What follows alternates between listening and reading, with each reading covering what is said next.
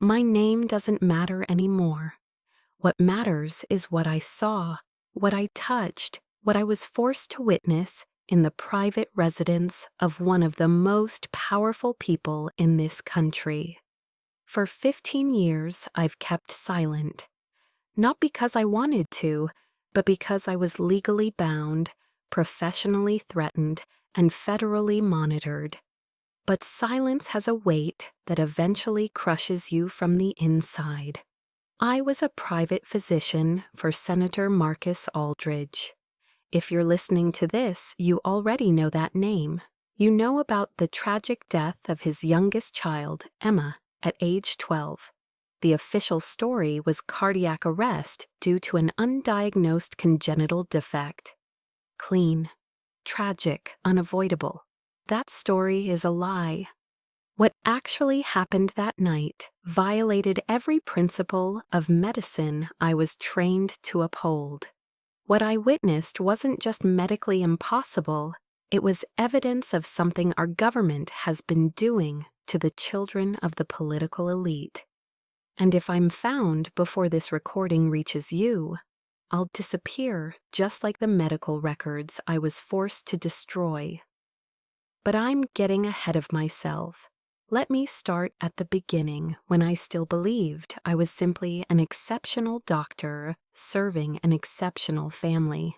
I completed my residency at Johns Hopkins, specializing in pediatric critical care with additional training in emergency trauma. I was good at my job, exceptional actually. I could read a child's physiology like a language, anticipate complications before they manifested, and remain calm when parents were falling apart. Those skills caught the attention of people who operate far above the normal medical hierarchy. The recruitment happened in 2008. I was pulled into a private room after a conference in Washington, D.C. 2 men in dark suits, 1 woman with a medical background, who asked questions that revealed she knew more about my career than should have been possible. They offered me a position as a private physician for a prominent senator's family. The salary was staggering, the conditions were unusual. I would need security clearance, top secret with additional compartmented access for certain medical situations.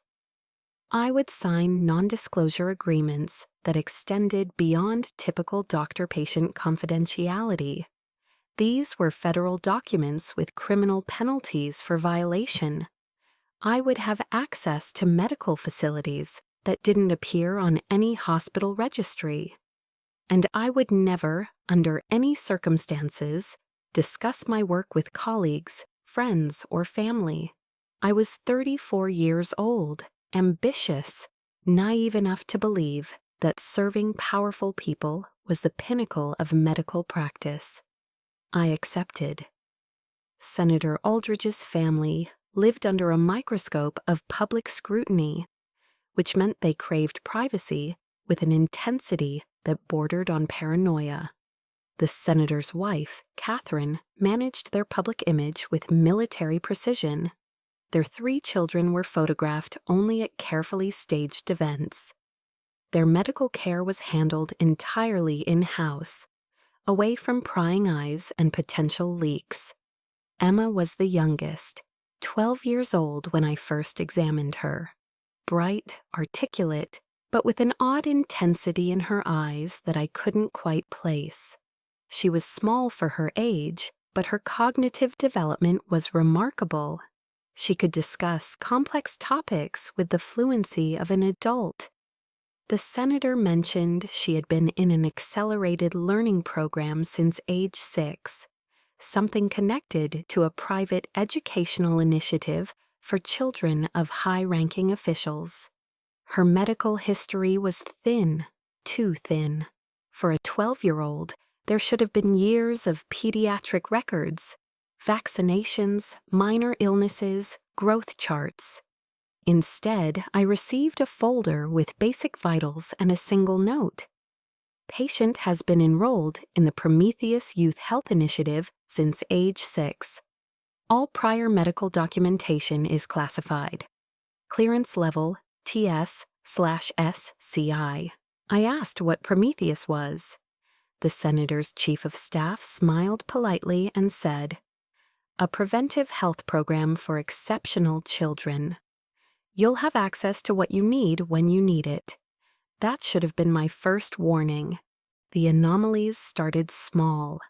During routine examinations, Emma's vitals were consistently unusual, not abnormal enough to indicate disease, but off in ways that nagged at my clinical instincts. Her resting heart rate was too low, 42 beats per minute, the kind of bradycardia you'd see in elite athletes, except Emma wasn't particularly athletic.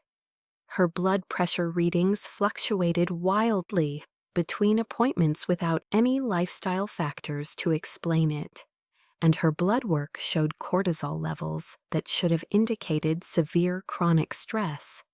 Yet she appeared calm, focused, almost unnaturally composed. I documented everything in my personal notes, intending to enter it into the family's medical database. But when I tried to input certain test results, specifically the hormone panels and the neurological assessments, I received an error message. Documentation requires supervisory approval. I called the senator's chief of staff. He arrived within an hour with 2 federal agents I'd never seen before. They reviewed my notes in silence. Then one of them, a woman with gray eyes and no expression, said, "Doctor, certain aspects of Emma's medical profile are part of an ongoing research study. You'll document only what we authorize. Standard vitals, injury treatment, acute illness management. Everything else is above your clearance level." "I'm her physician," I said.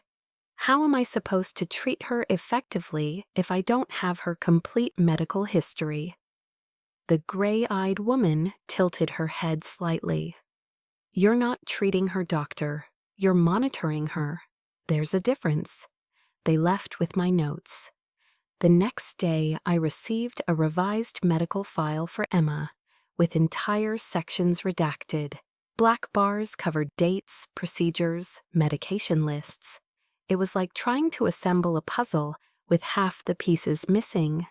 But I kept working. I told myself every private physician deals with difficult families, with privacy concerns, with unusual requests. I was being paid extremely well to be discreet and competent. Then came the EEG. Emma had complained of headaches, nothing severe, but persistent enough that I recommended a neurological scan.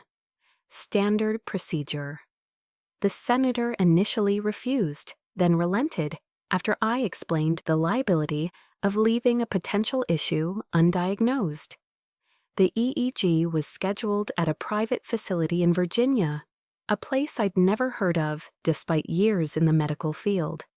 When I arrived, I realized it wasn't a hospital. It was a research lab disguised as a medical center. Armed security at every entrance, no identifying signage, staff who moved with the efficiency of military personnel. Emma's brain activity was extraordinary, not abnormal in a pathological sense, but showing patterns I'd never encountered. Gamma wave activity that should only appear during intense cognitive processing was present even at rest. Her brainwave synchronization between hemispheres was nearly perfect, the kind of neural coherence that takes decades of meditation practice to achieve. I asked the technician if the equipment was calibrated correctly. He glanced at the federal agent standing in the corner, then said quietly, "Equipment's fine, doctor." I tried to discuss the results with the senator. He listened patiently, then said, "Emma has always been gifted, doctor. Exceptional children have exceptional neurology. I'm sure you've seen variations in your career." "Not like this," I said. Senator, these patterns suggest her brain is functioning at a level that isn't natural. He finished my sentence with a slight smile. Perhaps nature is more variable than we've been taught. Emma is healthy. That's all that matters. I'd appreciate it if you kept your observations to yourself. No need to alarm Catherine unnecessarily. That was the first time he explicitly told me to bury my findings. It wouldn't be the last. Over the following months, I noticed more. Emma's reflexes were too fast. Her night vision was unusually acute. She once mentioned reading in near darkness, something impossible for a normal 12-year-old. Her immune system seemed hyperactive. She never got sick despite exposure to common illnesses her siblings contracted. And there was something else, something harder to quantify. When Emma looked at you, it felt like being scanned, like she was processing information at a rate no child should be capable of. I began researching classified medical programs. Late at night, using encrypted browsers, I searched for anything about cognitive enhancement in children, about government research into human performance optimization. Most of what I found was conspiracy theory garbage, but buried in congressional hearing transcripts and heavily redacted DARPA documents, I found references to youth enhancement initiatives, programs exploring the boundaries of human capability. One name kept appearing, Prometheus, the same program listed in Emma's medical file. I was being watched. I knew it. Unmarked cars appeared on my street. My phone developed strange clicking sounds during calls. Once I returned home to find my office subtly disturbed, papers not quite where I'd left them, my computer screen still warm despite being off when I left that morning. The message was clear: stay in your lane, keep your mouth shut, collect your paycheck. And then came the night that changed everything. It was February 14th, Valentine's Day. I was at home, trying to pretend I had a normal life, when my doorbell rang at 11:47 p.m. Two men in dark suits. Behind them, a black SUV with diplomatic plates and windows too dark to see through. "Doctor, you need to come with us immediately. It's Emma." I grabbed my medical bag, my mind already racing through possibilities. Accident? Acute illness? They gave me no details during the 20-minute drive to the senator's private estate in McLean. The house was normally elegant and quiet. Tonight it was chaos. Secret Service agents everywhere. Political advisors huddled in corners, making urgent phone calls. Catherine Aldridge was being physically restrained by two women I recognized as crisis management consultants. And Senator Aldridge stood in the center of the marble foyer, his face the color of ash, repeating a single phrase: "Fix this. You have to fix this." I was escorted upstairs to Emma's bedroom. The medical setup was already in place: monitors, emergency equipment, things that shouldn't have been in a private home. A full crash cart, a ventilator, IV poles with medications I hadn't authorized. Someone had prepared for this. Emma was on the floor beside her bed. I dropped to my knees, immediately checking for pulse and breathing. She was alive, but her condition was catastrophic in ways that didn't make sense. Her skin was burning. I estimated 106 degrees just from touch. But then I placed my hand on her neck, and it felt cold, maybe 95 degrees. Her temperature was fluctuating in real time. Her body unable to maintain homeostasis. Her muscles were contracting in rhythmic patterns. Not the chaos of a seizure, but something precise, almost mechanical. Pulse was erratic, jumping from 40 beats per minute to 160 in seconds. I shouted for someone to call 911. The senator grabbed my shoulder hard enough to bruise. No hospitals. No one outside this house can know about this. You fix her here. Senator, she needs an ICU. I said no. His voice dropped to a whisper. If you call for help, your medical license will be gone by morning. Your assets will be frozen. Your family will be investigated for tax fraud. Do you understand me, doctor? You will fix this here, now, or you will lose everything. I understood I had no choice. I began emergency protocols, established IV access, drew blood for labs that I knew I'd never be allowed to process in a real laboratory. Connected her to the monitoring equipment, and that's when I saw the readings that made my blood go cold. Her core temperature on the digital monitor oscillating between 93 and 108 degrees Fahrenheit every 30 seconds. Impossible. The human body doesn't do that. Her oxygen saturation was fluctuating just as wildly, 72%, then 98, then 83. Her heart rate displayed on the EKG was producing patterns I'd never seen, arrhythmias that didn't correspond to any known cardiac pathology. The monitor showed a heart rate of 43, but when I felt her pulse manually, I counted 112. The machines were either malfunctioning or measuring something that wasn't following normal human physiology. I tried to stabilize her temperature, administering cooling measures, but her body wasn't responding to treatment. It was as if her internal regulatory systems had been overridden by something else. Then I saw the scar. It was small, maybe 2 inches long, perfectly horizontal along her left rib cage. Surgical precision, the kind of closure you'd see from a specialist. I checked her medical file. No record of any surgical procedure. I looked up at the senator. When did she have surgery? He didn't answer. I palpated along the scar. There was something underneath, firm and distinctly non-organic. Not a medical implant I recognized, too hard, too precisely positioned near her cardiac vessels.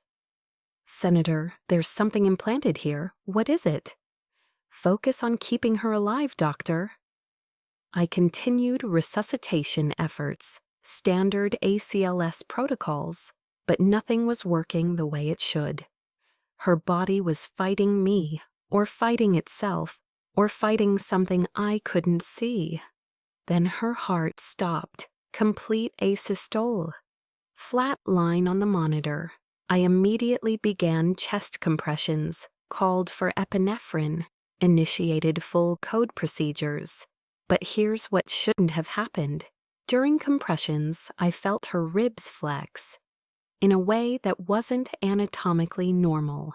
There was a resistance, a spring back that felt almost synthetic, and her chest wall was warmer in some areas than others, like there was an internal heat source distributing unevenly.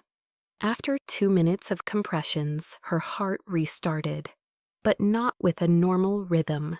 The EKG showed a pattern that looked like ventricular tachycardia, except the QRS complexes were perfectly uniform, perfectly timed, without the variability you see in organic cardiac electrical activity. It looked machine-generated.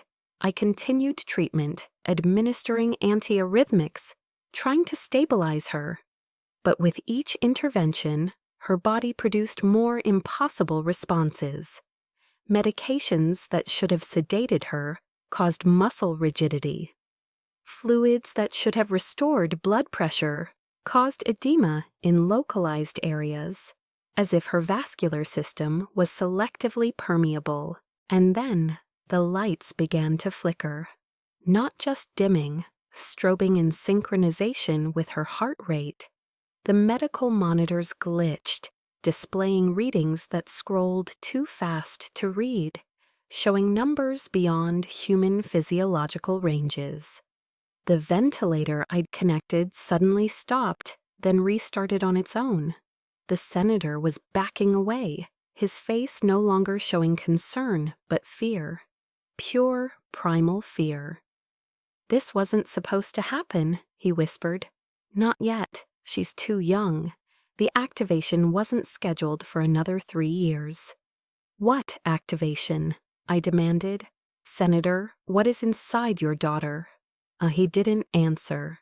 Catherine Aldridge had gone silent in the doorway, staring at her daughter with an expression I couldn't read, grief or maybe guilt. Emma's body went rigid, every muscle locked simultaneously. Her eyes were closed, but moving rapidly beneath the lids. REM activity so intense, I could see the eyeballs tracking side to side. Then she spoke. Her mouth didn't move. Her chest wasn't rising with breath, but words came from her throat, multiple voices layered over each other, different pitches, overlapping syllables. Integration, failure, neural pathway corruption, termination protocol, initiated. The voice wasn't hers, it wasn't human. I stumbled backward, every rational part of my medical training screaming that what I was hearing was impossible.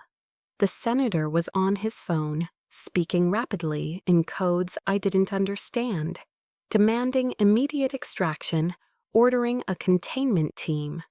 I returned to Emma because despite everything, she was still my patient.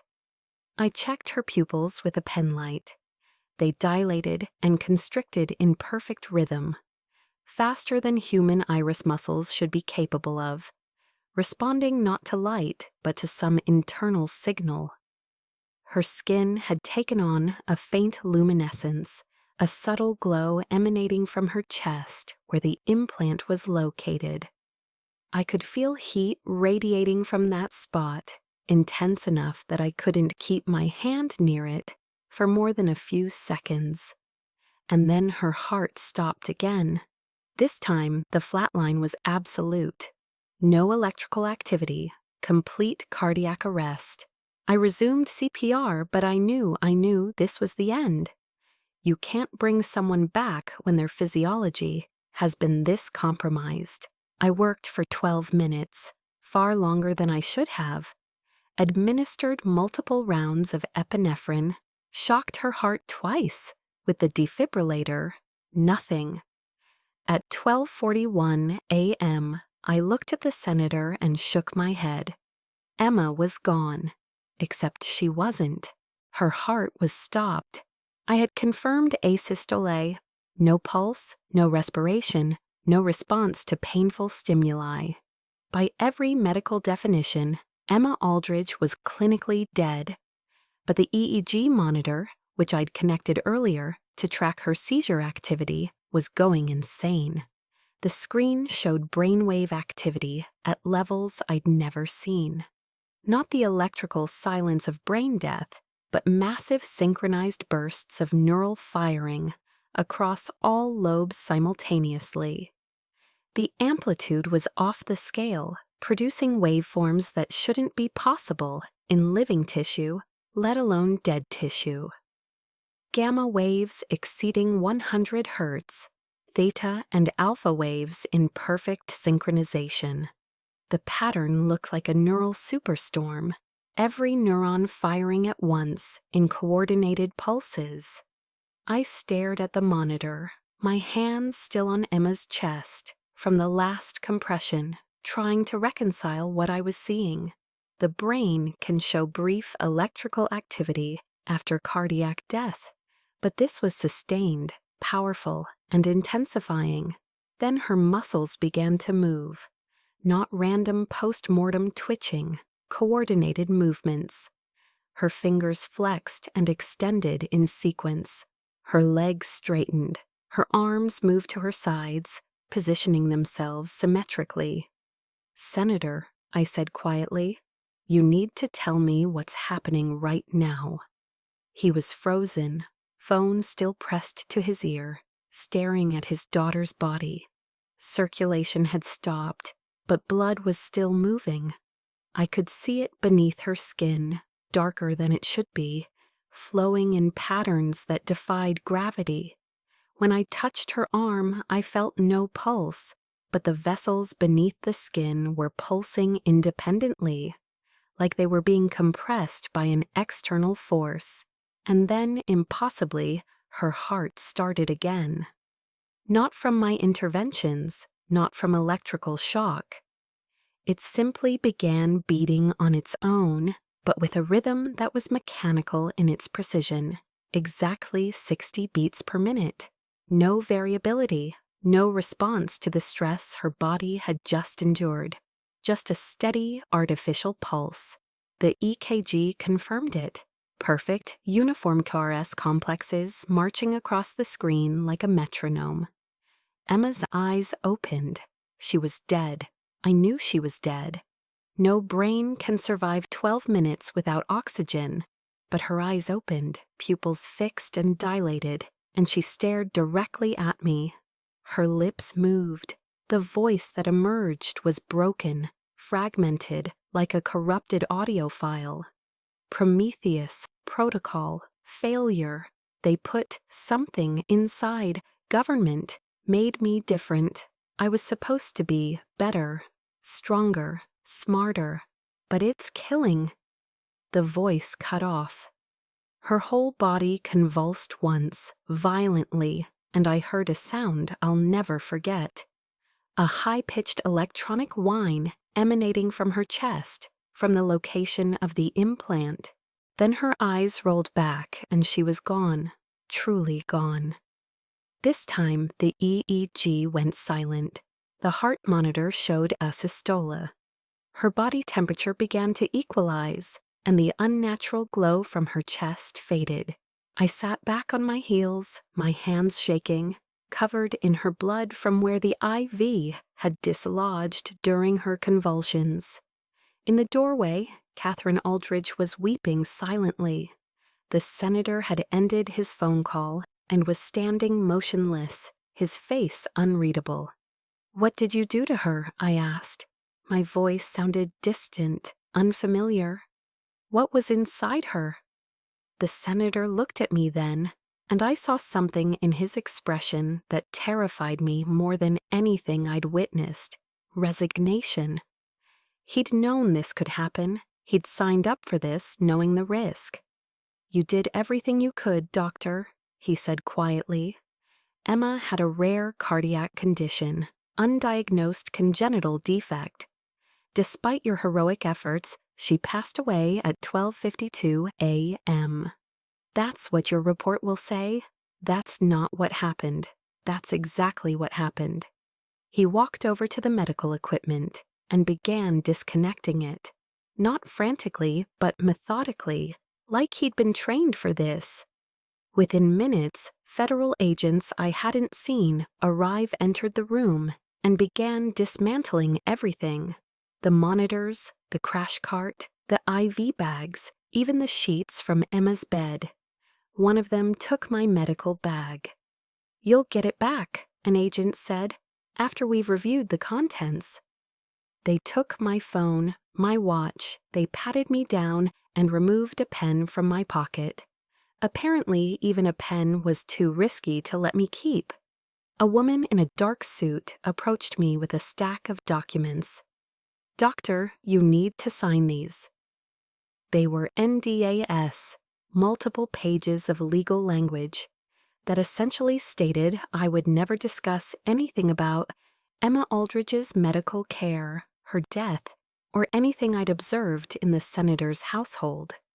Violation would result in criminal prosecution under federal statutes related to national security breaches. And if I refuse, she smiled, but it didn't reach her eyes. Then we'll have a very long conversation about medical negligence, about how you administered inappropriate treatments, about how your actions may have contributed to a child's death. Your medical license will be revoked. You'll be unemployable. And given the senator's resources, I imagine the rest of your life will become very difficult." I signed. Another agent handed me a business card with a phone number. "If you ever feel the need to talk about tonight, call this number first. Someone will come speak with you about your concerns. We want you to feel supported during this difficult time." It wasn't support, it was surveillance. I was escorted out of the house. A car drove me home. As I walked up to my door, I noticed a sedan parked across the street with 2 people inside, watching. They stayed there for 6 weeks. The official announcement came 3 days later. Senator Aldridge's youngest daughter, Emma, had passed away suddenly due to an undiagnosed congenital heart defect. The family requested privacy. A private funeral service would be held, closed to the media. I watched the news coverage in my living room, a glass of whiskey trembling in my hand. They showed photos of Emma from family gatherings, smiling, vibrant, alive. Colleagues and friends of the senator offered condolences. The president issued a statement. Emma was described as brilliant, kind, full of potential. No one mentioned that she died with unnatural technology inside her chest. No one mentioned the impossible readings I documented. No one mentioned that her brain had continued functioning after her heart stopped. A medical examiner signed a death certificate listing cause of death as cardiac arrest due to congenital cardiac malformation. I knew that examiner. I called him. "Did you actually perform the autopsy?" I asked. Long pause. "I signed the paperwork." "That's not what I asked." Another pause.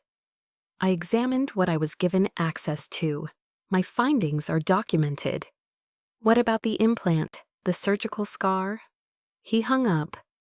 I tried to go back to work, tried to pretend I could return to normal medical practice. But I couldn't touch a patient without remembering Emma's unnatural vitals. Couldn't read an EKG without seeing those impossibly perfect rhythms. Couldn't look at any child without wondering if they were part of Prometheus too. 6 weeks after Emma's death, I resigned from my position with the senator's family, turned in my security clearances, told them I was leaving medicine entirely to pursue consulting work. They accepted my resignation with minimal discussion. I suspected they were relieved to be rid of a witness, but I couldn't let it go. Late at night, I began researching everything I could find about cognitive enhancement programs, about government research into human optimization, about classified medical experiments. The deeper I dug, the more I found. Not facts, those were buried too deep, but patterns, whispers, congressional testimonies about DARPA projects exploring human-machine interfaces, budget line items for youth cognitive development initiatives, research papers on neural enhancement that were published, then quietly retracted. And I found other doctors. On encrypted forums using anonymous profiles, physicians shared stories about impossible medical cases involving children of powerful families, patients with abilities that shouldn't exist, cases that ended in sudden deaths and immediate federal intervention. None of us used real names, none of us had proof, but we all knew we'd seen something that wasn't supposed to exist. Prometheus wasn't just a program, it was an experiment in creating enhanced humans, starting with children whose families had the power and motivation to keep it secret. The promise was exceptional cognitive abilities, enhanced physical performance, lengthened health span. The reality was children who burned out, whose bodies rejected the technology, who died when the integration protocols failed. Emma wasn't the first, she wouldn't be the last. The surveillance continued. Periodically, I'd notice someone following me. My emails were clearly monitored. Certain messages would disappear, others would arrive corrupted. Once, I returned home to find my entire computer system had been remotely wiped. The message was clear. We know what you know, and we're watching to make sure you never speak. So I stayed silent. For 15 years, I built a new life, far from Washington, far from politics, far from the world of private physicians and federal clearances. I tried to forget Emma's face as she opened her eyes, already dead, and spoke in a voice that wasn't her own. But you can't forget something like that. It becomes part of you, a weight that grows heavier with each passing year. And then, 6 months ago, I received a package. It arrived at my home addressed to me by name, no return address. Inside was a manila envelope. The postmark was Washington, D.C., but that could have been faked. Inside the envelope, a flash drive and a photograph. The photograph showed Emma's implant. I recognized it immediately, the device I'd felt beneath her surgical scar, the source of the unnatural heat and the electronic whine.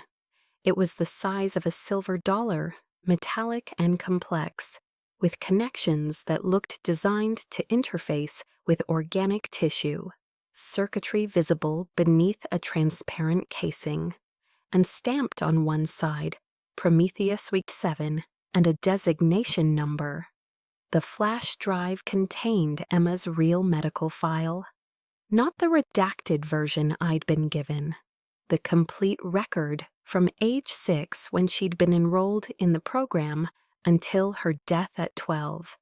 I read it 3 times, each time feeling sicker. Emma had been implanted with a neural enhancement device at age 7, following 2 years of genetic screening and cognitive baseline testing. The device was designed to integrate with her nervous system, enhancing neural plasticity, increasing processing speed, and optimizing memory formation. According to the files, 23 children had been enrolled in the program. 17 had completed successful integration. 4 had been removed from the program due to adverse reactions. 2 had died. Emma was the 3rd death. The medical notes detailed the enhancement process. Weekly monitoring showed her cognitive scores increasing dramatically. Her neural efficiency improved. Her learning speed accelerated. By age 11, she was performing at a level equivalent to an adult graduate student in multiple subjects. But there were warnings throughout the file, notes about integration instability, concerns about premature activation cascades, references to a containment protocol if neural enhancement exceeded safe parameters. The last entry in her file was dated 2 days before her death. Patient YH7, showing signs of unscheduled activation, enhanced neural activity detected during non-stimulation periods. Recommend immediate evaluation and potential device deactivation. Authorization pending. They knew she was unstable. They knew the implant was malfunctioning. And they did nothing because authorization was pending. Emma died because bureaucracy moved slower than technology failure. At the bottom of the envelope was a note, handwritten. They're still running the program. 27 more children. Your silence is complicity. Speak or stay guilty. No signature. I don't know who sent it. A whistleblower, another physician, someone inside Prometheus who developed a conscience. It doesn't matter. What matters is that children are still being used as test subjects for technology that kills them when it fails. What matters is that powerful families are trading their children's safety for the promise of enhancement of advantage, of superiority. What matters is that I watched a 12-year-old girl die in ways that violated everything I understand about human biology. And I stayed silent because I was afraid. I'm not silent anymore. Since I started investigating, the surveillance has intensified. Unmarked cars on my street every night. Strange people at coffee shops who sit too close and ask too many questions. My phone clicks constantly. My internet connection fails at suspicious times. 2 weeks ago, someone broke into my home while I was gone. Nothing was taken, but my files were disturbed. The flash drive is gone. I'd hidden it in a safe deposit box at a bank.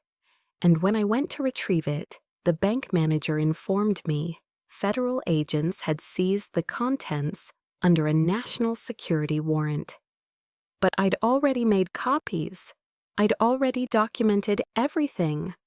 And I'd already made arrangements to have this recording released if I disappear. Because that's how this ends, isn't it? People like me, who know too much and refuse to stay quiet, we disappear. We have accidents. We develop sudden severe depression and die by suicide.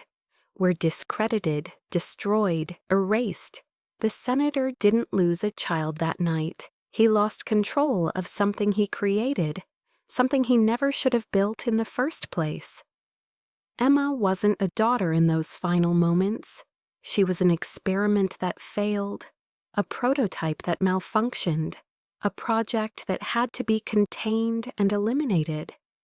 And somewhere, right now, there are 27 more children with devices in their chests, with enhanced neural architecture, with bodies that may betray them the same way Emma's did. I don't know if this recording will change anything. I don't know if anyone will believe me or if this will be dismissed as the ravings of a disgraced physician with an axe to grind. But I know I can't stay silent anymore. If you're a parent of a gifted child, if you've been approached about special programs, about opportunities to enhance your child's potential, ask questions, demand answers, know what you're signing your child up for. If you're a physician who's seen cases that don't make sense, patients with impossible physiology, situations where federal agents intervene, you're not alone. We're out there. We've seen what they're doing. And if you're someone with the power to investigate, to expose, to stop this, do it.